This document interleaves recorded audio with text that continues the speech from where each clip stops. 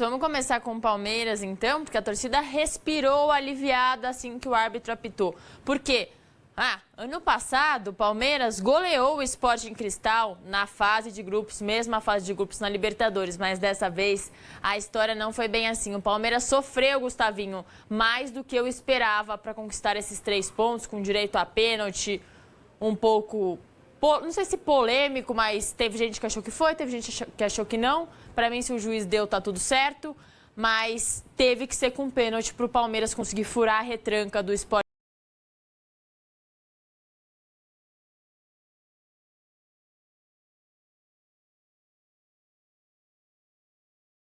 Para fazer um gol, aconteceu no primeiro tempo, o Palmeiras fez 1-0 com o Murilo, depois o Palmeiras continuou em cima, foi muito superior no primeiro tempo, mas estava difícil de quebrar a retranca ali do Sporting Cristal, e aí numa falha do Giai, um contra-ataque, o único chute no primeiro tempo do Sporting Cristal, e aí os caras conseguem empatar a partida, né? Foi a tônica do primeiro tempo, Palmeiras em cima e esse único chute do Sporting Cristal. Já no segundo tempo, o Palmeiras continuou melhor, continuou atacando mais. Teve um gol anulado do Flaco Lopes pouco antes do pênalti, né? E depois, como o Palmeiras não estava conseguindo furar a retranca, o Abel fez algumas substituições. E aí o garoto Arthur, que acabou entrando no lugar do Kelvin, o Giai que estava mal, né? Na verdade, ele entrou no lugar do Giai, e aí o Kelvin, que estava jogando de lateral esquerdo, veio para a direita, né? E aí o Arthur acabou sofrendo um pênalti que, na minha visão, Isa, eu não estou tão convencido quanto estava o árbitro depois que viu o VAR, porque ele no começo ele não deu pênalti, foi chamado para acompanhar o VAR. Na revisão, ele sai muito convicto e apita o pênalti, mas para mim pareceu que foi mais um embola-bola ali, né? O Arthur estava correndo na frente do jogador do Sporting Cristal, não me pareceu que ele teve a intenção, mas mesmo sem intenção, às vezes é pênalti.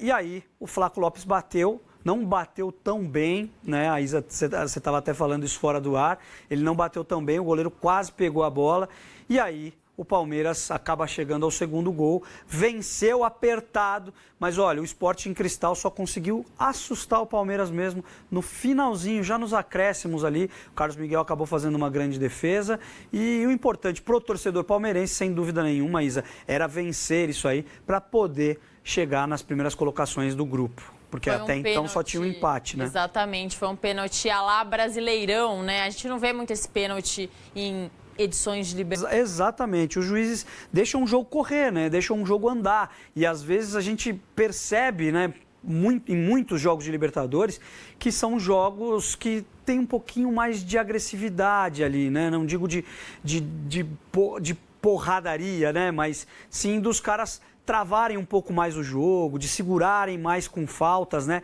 Então, isso realmente acaba acontecendo na Copa Libertadores. Agora, eu acredito, Isa, que se tivesse sido uma falta, se essa falta não tivesse sido dentro da área, de repente tivesse sido no meio-campo, eu acredito que o árbitro não teria dado essa falta. Mas aí o VAR chamou para revisar e aí acabou marcando um pênalti aí, 2-1 Palmeiras. Primeiro tempo de pouca criatividade do Palmeiras. Eu entendo a marcação forte da equipe do Sporting Cristal e que realmente veio com o objetivo de empatar o jogo. A retranca estava forte, é difícil você furar ali em alguns momentos. O primeiro tempo tinha sido mais ou menos do Palmeiras, apesar do gol feito no primeiro tempo e o golaço sofrido também ainda no primeiro tempo. Até fica com a bola em alguns momentos e eu falei, ué, o Palmeiras precisa vencer esse jogo.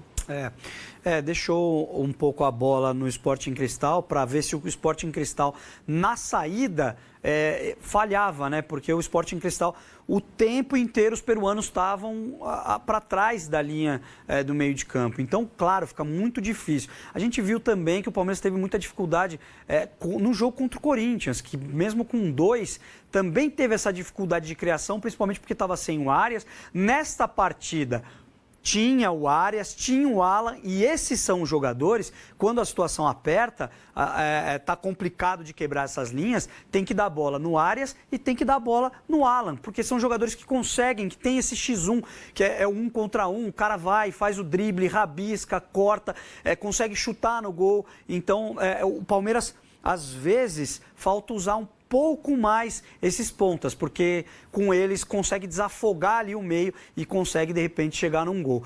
No primeiro tempo, a gente falou aqui, né?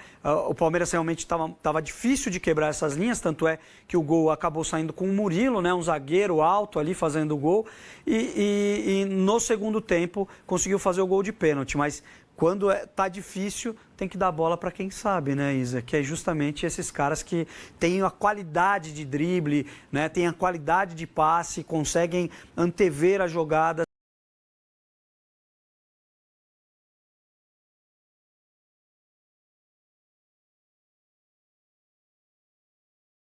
Maravilhoso por toda essa história que foi esse jogo complicado e esquisito. Depois de um empate contra o Corinthians, daquela forma que foi, depois de um empate na estreia da Libertadores. Seria o terceiro empate e aí a conta ia ficar mais pesada para o Palmeiras, Gustavinho. Claro que o torcedor tem que ficar feliz, tem que comemorar, mas a gente aqui também tem que olhar melhor para esse time do Palmeiras e dar uma criticada no Abel, porque esse time tem potencial de jogar mais. Não estou falando só hoje especificamente, mas pelo menos nesses últimos 3 jogos, a equipe do Abel, a gente espera um futebol mais bonito.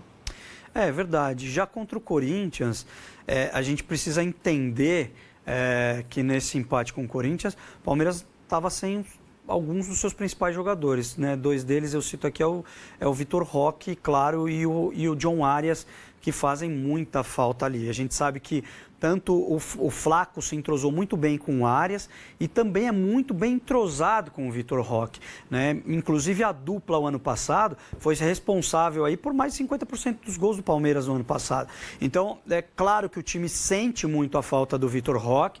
Ele está em fase final de recuperação, né? Inclusive já estava treinando, não estava sentindo dores, mas o Abel preferiu preservá-lo hoje ainda. O Paulinho também está em fase final de recuperação, Isa, também já treina, não sente mais dores na canela. Então, a gente precisa entender que durante o ano, né, são campeonatos longos, principalmente o Campeonato Brasileiro e a Copa Libertadores também, que o time vai oscilar. Vai ter momentos que o Palmeiras vai oscilar, vai ter momentos que o próprio Flamengo, que é um timaço, também vai oscilar. O Corinthians oscilou, agora voltou com o Fernando Diniz, está começando a melhorar novamente. Então tem exatamente essas situações que vão acontecer durante um campeonato. Eu não criticaria o Abel. O Abel, para mim, é o melhor treinador hoje no país. É o cara que está todo ano brigando por título. Você vai falar, poxa, mas não ganhou nada o ano passado. Realmente, não ganhou nada o ano passado, mas foi vice-campeão do Campeonato Brasileiro, foi vice-campeão da Copa Libertadores, está ali brigando sempre por títulos. E claro que você fala, poxa, tem que comemorar, mas o torcedor do Palmeiras é um torcedor muito exigente, principalmente porque a régua, Isa, está lá em cima, porque é um time que ganha títulos, busca títulos todo ano. Vamos conferir a tela com as estatísticas, já está aí na tela para você. 65% de posse de bola ao Palmeiras, 35% ao Sporting Cristal. 23 finalizações do Palmeiras, mas apenas 6 no gol e 8 para o Sporting Cristal, 2 no gol. Grandes chances 3-1, escanteios 8-3, passes 478 a 260, faltas cometidas 4-9, um jogo pouco faltoso e cartões 3 para o Sporting Cristal, nenhum para o Palmeiras. Apesar disso, Gustavinho, o Palmeiras até que finalizou bastante, mas pouco no gol. O goleiro quase não trabalhou. É verdade, Isa. Isso se deve principalmente ao que você estava falando antes, né? O Palmeiras vem de 2 empates, né? Sabe que fez um jogo bem abaixo contra o Júnior Barranquilla. Também fez um jogo, vamos dizer, ruim, porque tinha vantagem numérica em campo contra o Corinthians e, claro, o Palmeiras sabe que pode mais. E aí, quando você tem um jogo desse em casa, a torcida está cantando, está empurrando, o jogador, Isa, fica ansioso para marcar. E aí, quando não consegue, é justamente isso que acontece, começa a chutar a esmo, acaba não tendo aquela tranquilidade na hora de finalizar. Então tem toda essa situação que conta muito dentro de campo. O jogador precisa estar equilibrado emocionalmente para poder entrar numa partida de Libertadores, de Campeonato Brasileiro e poder fazer um bom trabalho, né? Você vê que o Palmeiras cria muito, mas falta principalmente um pouco de calma na hora de finalizar. Dá para colocar também na conta desse problema na lateral que vai afetar o Palmeiras e o Abel vai ter que se virar com isso, Gustavinho. Falta para mim confiança no Arthur, talvez seja normal porque é um garoto, mas o Abel hoje a gente pode falar que ele errou nesse detalhe, porque contra o Corinthians ele já evita de colocar o Arthur e os laterais já não vão bem. Hoje, novamente, ele repete a improvisação do Kelvin na direita, o Giai na esquerda já. E ao contrário, né? E aí não vão bem. Aí, como você falou, o Arthur no primeiro lance, tudo bem que era um lance ofensivo, mas ele arruma um pênalti. Acho que essa é a fragilidade no momento do Palmeiras. Eu acho que o Kelvin não vem realmente entregando. Desde que o Piquerez machucou, né, o Palmeiras colocou o Jefté no lugar, na lateral esquerda. O Jefté acabou machucando também, Isa. Então, isso é um fator que complicou um pouco ali, e aí ele começou a usar o Kelvin. Então, ora, o Kelvin estava na lateral direita, ora o Kelvin na lateral esquerda. Agora, não vinha fazendo bons jogos, por isso que o Abel Ferreira optou em alguns jogos por usar o garoto Arthur. Porque é bom jogador, Isa, o que ele precisa é um pouco mais de tempo para poder deslanchar, né? Muito jovem, muito menino ainda, tem pouquíssimos jogos como titular no profissional, então realmente precisa dar tempo ainda para o garoto. Já no caso do Giai, o Giai contra o Júnior Barranquilla foi muito bem, jogou muito bem. Contra o Corinthians, eu não acho que o Giai foi mal. Agora, hoje ele estava muito abaixo. Senti que o Giai estava um pouco cansado e estava principalmente um pouco disperso. A gente percebe que ele não estava tão concentrado no jogo. Tanto é que o gol do time peruano tem origem justamente numa falha do Giai quando vai ao ataque. O Giai é um jogador, Isa, que ele tem uma característica um pouco diferente do Kelvin. Ele é um jogador que marca mais, ele é bom também, tem muita qualidade para drible e tudo mais, só que ele é um jogador que na defesa vai melhor. O Kelvin é um jogador que já apoia melhor, mas falha muito defensivamente. Então, realmente, tem esse problema nas laterais, mas eu acho que o Abel precisa de muita conversa com esses laterais para poder organizar a casa. A gente sabe que o Piquerez fez uma cirurgia, não volta tão cedo, né? O Jefté é um caso menos grave, mas o Jefté também na lateral esquerda, Isa, não está entregando, não está jogando bem. Então, eu acho que vai abrir um caminho grande para o Arthur durante o ano. Eu acho que o Arthur vai acabar sendo muito utilizado. Agora, o Kelvin e o Giai, o Abel Ferreira precisa pegar os caras ali, abraçar os caras ali, tratar com carinho e fazer os caras jogar a bola, porque o Abel é bom nisso aí, ele é paizão e ele consegue extrair o que o jogador tem de melhor. Vai ter que dar um jeito ali, porque pode ser um alvo para os adversários do Palmeiras fundamental. Eu estava olhando aqui uma coisa interessante, Gustavinho, até ontem eu estava debatendo aqui com os nossos comentaristas no Esporte Agora, que eu me impressionei, né, com a diferença do trabalho do Diniz, que é um cara que mexe pouco, em repetir o time do Corinthians por 3 vezes. E eu falei, pô, é o Diniz que tá maluco e não tá pensando nas lesões? Ou é o Dorival que mexia demais? E aí eu cheguei no consenso que é um pouco dos dois. Mas que o Dorival também tem essa percepção de querer mexer demais. Quantos jogos você acha que o Marlon Freitas e o Andreas estão jogando como titulares juntos? Olha, quantos jogos, eu acho que... Bom, o Marlon Freitas ficou lesionado. Depois da lesão, Isa? Depois da lesão, eu acho que são 6 jogos, 5 ou 6. Mais? 8? Desde o Paulistão, os dois estão jogando de titular.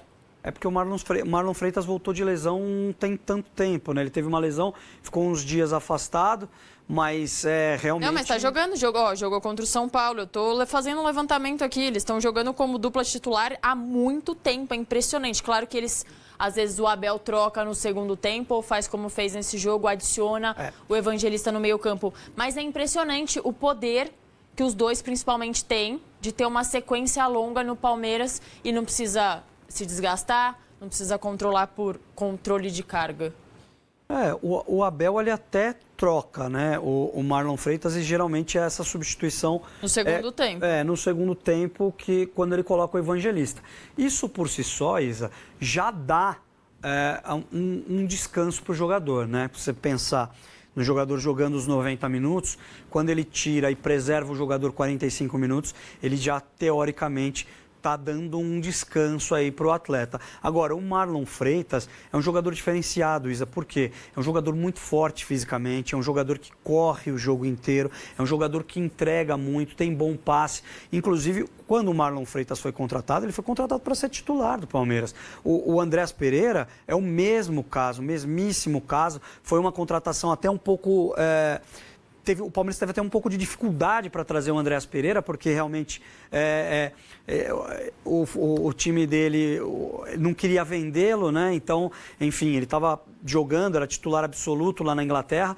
E agora, no Palmeiras, esses caras estão tendo pelo menos uma temporada até aqui muito boa, porque estão jogando esses vários jogos em sequência, Isa, e isso vai entrosando. Com o tempo, um não precisa mais falar para o outro, vai que eu fico, né? Os caras se entendem no olhar, um já sabe o estilo do outro jogar. O Marlon Freitas é um jogador muito experiente, já ganhou títulos importantes. O Andrés Pereira também é um cara que jogou a vida inteira na Europa, então dá pra gente dizer que realmente é uma grande dupla de volantes ali, né? Tanto ajudam muito na defesa quanto no ataque. Além do que, Isa, tem a qualidade de bola parada do Andrés Pereira também, né? Que isso ajuda demais o time. E agora, você citou a questão do Vitor Roque, que o Abel está segurando, mas toda semana vem a notícia, Gustavinho, não, o Vitor Roque está treinando e vai voltar para esse jogo. Ainda não tem condições de jogar os 90 minutos, mas tem condição de ficar no banco. Faz 3 jogos do Palmeiras que eu estou ouvindo essa história e, novamente, o Vitor Roque não fica nem entre os relacionados. Me parece algo preocupante. Porque nesse meio do caminho, como você falou, o Vitor Roque é um excelente atacante e o Palmeiras perdeu alguns pontos por aí. Acho que só o Mr. M para desvendar esse segredo aí do Abel Ferreira com o Vitor Roque. Mas eu acho que é isso, Isa. Ele realmente teve uma lesão no tornozelo, não precisou passar por cirurgia, mas, claro, depois que ele machucou na semifinal contra o São Paulo, ele até fez alguns jogos, ele jogou a final, inclusive, né, Isa? Mas muito provavelmente eles estão preservando o Vitor Roque para evitar realmente de ter uma lesão. Eu participei, acompanhei muito de perto em relação a isso quando aconteceu com o Valdívia, lá em 2012, porque o Valdívia teve uma lesão na coxa, né? Teve um estiramento na coxa, e aí o Felipão pediu para ele, falou: Valdívia, eu preciso de você em campo, eu preciso que você jogue. E aí o Valdívia foi jogando machucado.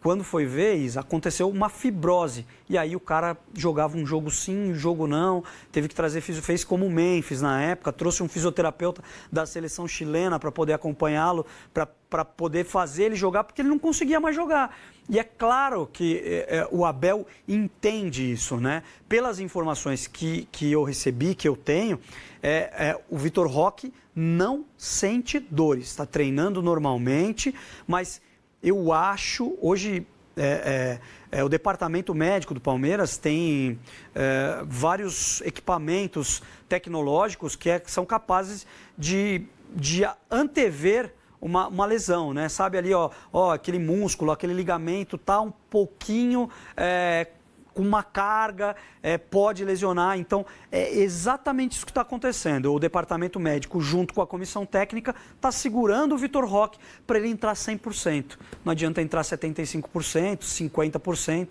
machucar novamente, e aí você vai ficar sem o Vitor Roque durante um longo tempo. Então, eles estão sendo prudentes e eu acho que estão fazendo o correto. Vamos conferir a tela do destaque do jogo? Vamos lá. Olha ele aí. Murilo, o zagueiro. Ontem o zagueiro do Corinthians brilhou na Libertadores e hoje o zagueiro do Palmeiras brilhou também. Nota 9, Gustavinho. O mapa de calor nem tá, mas estão lá atrás. 90 minutos, 1 gol, 3 passes decisivos, uma grande chance criada, 6 de 8 passes longos certos, 7 cortes e 6 de 7 duelos ganhos. O Murilo até algumas semanas ou um mês atrás era bem criticado e bem questionado. Muita gente, inclusive, pediu o Bruno Fux como titular dessa equipe, mas o Abel bateu o pé e parece que o Murilo está cada vez mais encaixado e confiante nesse time. O Murilo forma uma grande dupla de zaga com o Gustavo Gomes. Para mim, o Gustavo Gomes sem dúvida nenhuma, o melhor zagueiro aqui no país, no Brasil, em atividade. O Murilo é um cara que realmente já teve jogos ruins, mas hoje conseguiu fazer um ótimo jogo, tanto é que está com a nota 9, mas eu acredito muito nessa dupla, viu, Isa? E claro que o Abel, ele tem uma preferência, tanto é que o Murilo é muito mais titular do que o Fux, né? Eles têm características parecidas, porém o Bruno Fux é um pouco mais lento, é um zagueiro um pouco mais travado, né? O Murilo não, o Murilo já é um zagueiro que também tem uma boa saída de bola, mas é um zagueiro mais rápido, é um zagueiro mais atento, né? O Fux também já chegou a ser muito criticado, mas eu acho que faz jus essa nota 9 aí do Murilo hoje. Vamos conferir também o que o Murilo falou depois da partida.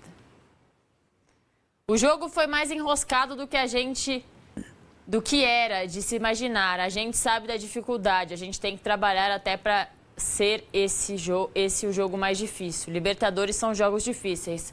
Graças a Deus conseguimos para sair com a vitória e dar continuidade ao nosso trabalho. O Palmeiras tem uma sequência importante jogando aqui em São Paulo, né? Começou com o Corinthians, que não era na casa do Palmeiras, mas era aqui em São Paulo. Agora teve esse confronto em casa na Libertadores. O próximo jogo é Atlético Paranaense também em casa. E depois tem a Jacuipense no meio da semana que vem na Copa do Brasil. Então, jogos para o Palmeiras pelo menos não ter esse desgaste com a viagem. Porque 3 pontos no Brasileirão já tá tendo que pensar nisso o Abel Ferreira.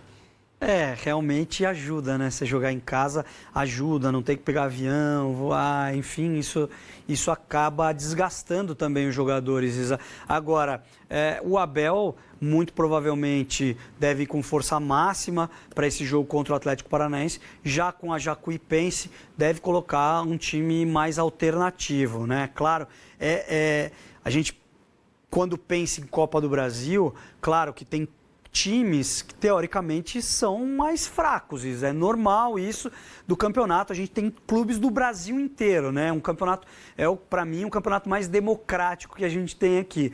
E só que tem que tomar cuidado também, né? Porque às vezes você vai com um time reserva, imaginando uma situação, e o Palmeiras já sofreu no passado aí, um pouco distante, mas sofreu já com Asa de Arapiraca, né? Já tiveram clubes também que acabaram sofrendo com clubes de menor expressão. Então, tem que ficar ligado, não pode dar mole, não tem bobo no futebol, principalmente em Libertadores da América. Temos também aspas de Andréas Pereira sobre a partida. No primeiro tempo, a gente criou bastante chances ali. Fizemos o gol e logo em seguida sofremos.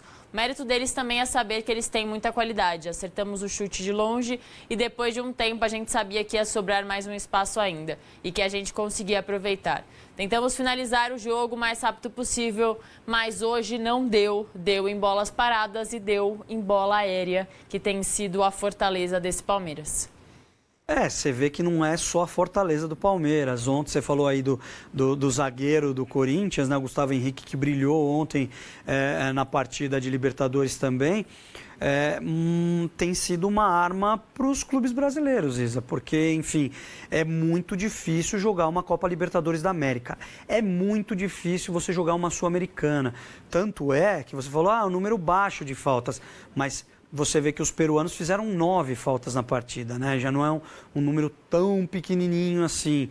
Enfim, é um campeonato muito difícil. Então, a bola parada, quando você tem um batedor, um cara com a qualidade do Andréas Pereira, você tem que usar isso, né? Você tem recursos, como a gente estava falando agora há pouco, do John Arias e também do próprio Alan, que são jogadores de drible. Você tem o Andréas Pereira da qualidade da bola parada. Você tem aí, nessa bola parada, o Gustavo Gomes, que faz muitos gols de cabeça. O Murilo, que costuma fazer gols de cabeça. O próprio Marlon Freitas costuma fazer gols de cabeça. A estatura desses defensores do Palmeiras são caras altos. Assim como o Flaco Lopes, que também vira e mexe, faz um golzinho de cabeça ali. Hoje fez um e foi anulado.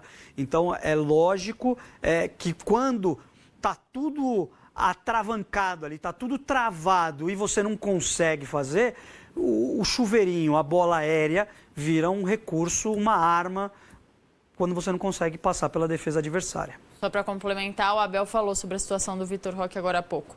Vai depender do nível de dor, de como vão evoluir nos treinamentos e quanto tempo vão poder jogar. Quando voltar, vocês vão ver. Ou seja, não falou nada, Gustavinho.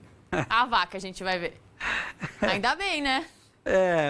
O Abel gosta de mistério, o Abel gosta de segredo. Enfim, ele é o jeito dele, mas é um grande treinador, né? Agora, claro que seria legal, né, o Palmeiras passar uma previsão, porque o torcedor do Palmeiras fica ansioso por notícias, Isa, né? Sabe que o Tigrinho é um grande atleta, é um grande jogador, foi e é uma das maiores contratações da história do futebol brasileiro. Então, é claro que o torcedor palmeirense fica naquela.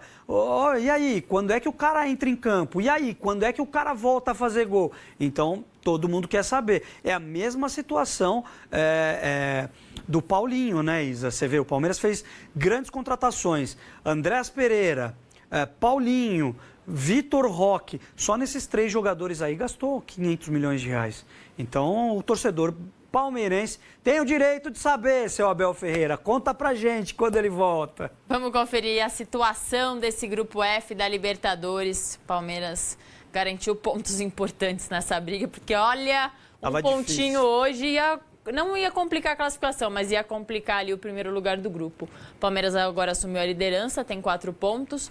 O Sporting Cristal tem justamente 3, o Cerro Porteño tem 3 e o Júnior Barranquilla tem 1, que foi quem venceu o Palmeiras, quem empatou com o Palmeiras na primeira rodada. Nessa rodada lá em Assunção, o Cerro Porteño venceu o Júnior Barranquilla por 1-0. Então tá bem embolado ali, Gustavinho, talvez os 3, né? Acho que o Júnior Barranquilla talvez corra mais por fora.